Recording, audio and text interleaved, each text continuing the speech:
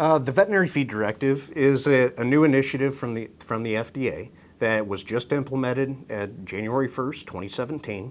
And what it does is it actually involves the practicing veterinarian with the decision making on any type of medically important antimicrobial in the feed of food-producing animals. It is a written directive from the veterinarian that prescribes feed-grade antibiotics to be put in the producer's feed. The VFD does not entail anything with injectables or any products that are used in the water. To work together to make certain that there's a prescription for antibiotics that are important in human medicine to be given in the feed to animals. So if it's an injectable, that is not part of the Veterinary Feed Directive.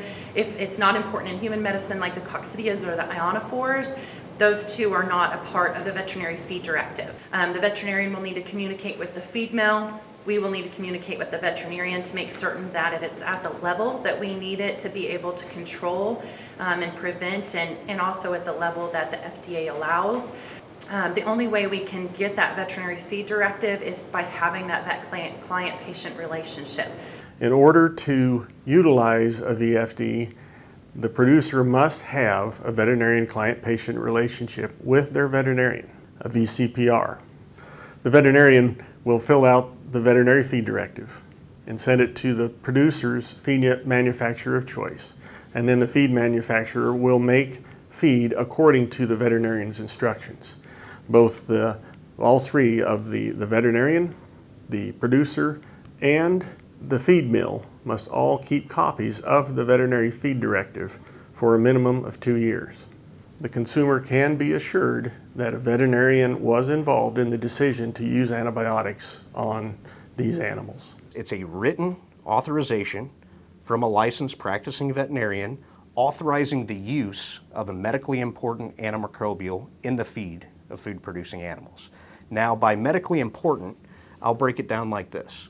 We only have so many classes of antimicrobials to help treat and control disease, whether in people or in veterinary medicine. Now, within those classes of antimicrobials, we have shared use classes of antibiotics. And by shared use is they're used to help treat or control disease in people and also used to help treat or control disease in veterinary medicine. Now, those that we share with human medicine from the veterinary side, that's what's deemed medically important by the FDA. And some of those products that are medically important on the human health side, we have availability to help treat or control disease by use in the feed of food-producing animals. So that's kind of what entails the VFD. The whole goal with the Veterinary Feed Directive is to ensure the judicious use of medically important antibiotics in food-producing animals.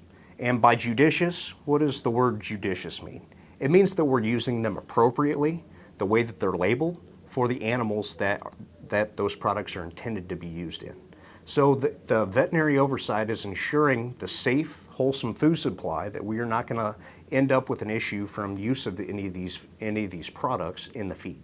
If I use a feed grade antibiotic or additive in the feed of my animals, then I need to have approval or a prescription with my veterinary client, through my veterinary client relationship with my professional veterinarian. This is necessary to treat for a specific condition, and this is the dosage that should be used, and for how long it should be used, and for what weight cattle, or very specific use guidelines or parameters, and then we're to follow that. We can't purchase that product for that use without this the Veterinary Feed Directive.